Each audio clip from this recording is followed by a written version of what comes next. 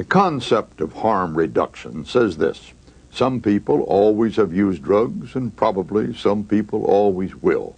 The object now is to try to reduce the harm that those drugs do, both to the people who use them and to the rest of us. In the era of AIDS, harm reduction takes on new urgency. In America today, almost half the new HIV infections trace directly to contaminated needles. So harm reduction means AIDS reduction. And the outstanding example of harm reduction in America today is a little white van that prowls the mean streets of New Haven, Connecticut.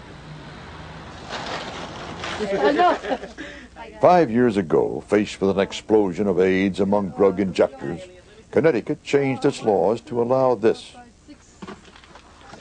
Addicts can come to the van, turn in their used needles, and receive the same number of new ones free. The police stay away. Matt Lopes is director of AIDS services of the city of New Haven. To sit with our hands in our pockets and let people die and let it spread to other individuals who have no other problems that their mates may be drug users seems criminal in itself.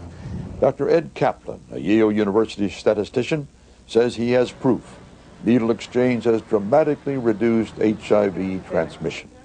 What he did was to test the syringes turned in by the addicts.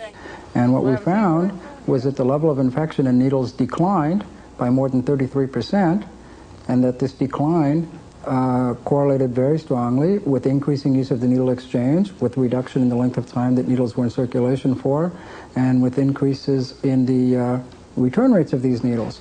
If you get into treatment today... The object in New Haven is more than just making addiction safer. Some of the staff on the van are former addicts themselves. They encourage addicts to follow their example, get treatment, get clean. More than 400 have done it. The Centers for Disease Control confirmed Dr. Kaplan's findings.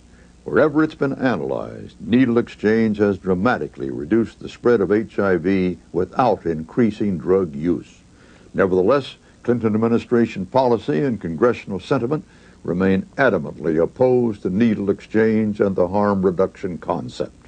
They simply are convinced that needle exchange only encourages drug use, or at least sends a message of tolerance for drug use. Politically, the New Haven plan probably hasn't a chance in most of the country. If they have no solutions and they're just opposed because it sounds good on a soundbite, then there's no value in it and people are going to lose a lot of lives. The epidemic's going to spread. The epidemic will not retard itself because we ignore it. It will spread because, in fact, we do ignore it. And of course, just because something is illegal doesn't mean it doesn't happen. Sometimes when Americans see a need, they get out in front of their political leaders. And that's why, if you live in a metropolitan area, something like our next report is probably happening not too far from where you're sitting now. Santa Cruz, one of California's fun-in-the-sun places.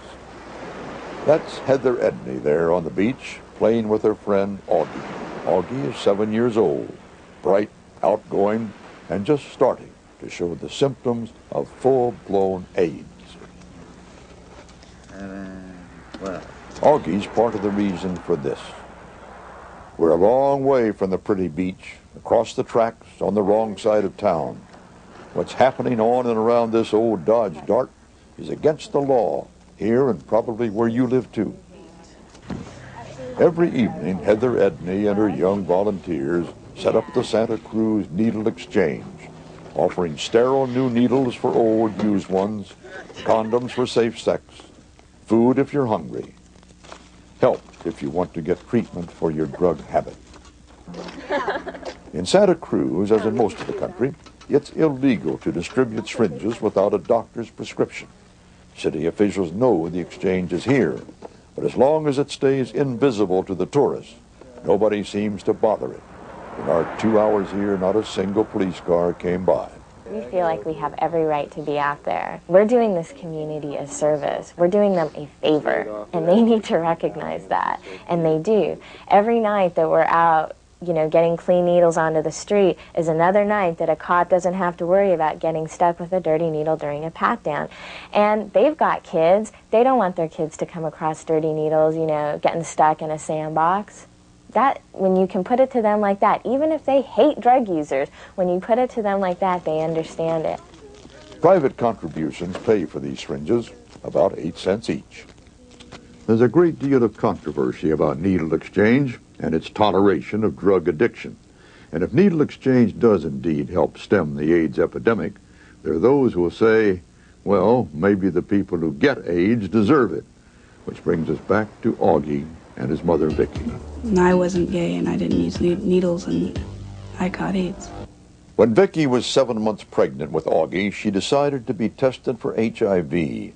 Her doctor told her she couldn't possibly have it, didn't fit the profile. But finally she took the test anyway. Her mother, Pam, remembers. She was sobbing so hard she couldn't even talk. And all I finally got out of her was, Mom, I have AIDS. Mom, I have AIDS. It came from a boyfriend that had been an IV drug user prior to their relationship. Vicki's older son, Arlen, was born before she contracted AIDS. But Augie was born infected with the virus. In her last years, Vicki wanted to warn young people about dirty needles and unprotected sex. While she still could, she gave talks to school children, and she made this tape. I'm afraid to watch my son die, and I'm afraid to die myself. Since we both have AIDS, I try and make our time together special as much as possible. I keep hoping that he'll have a future. I keep hoping that he's going to live to go through high school and get married and have kids, but in the back of my mind, I don't think it'll go that far. I don't think he'll live that long. 4 years ago, when Augie was 3, Vicki died. Augie's still here, playing with his friend Heather on the beach. No one can say for how long.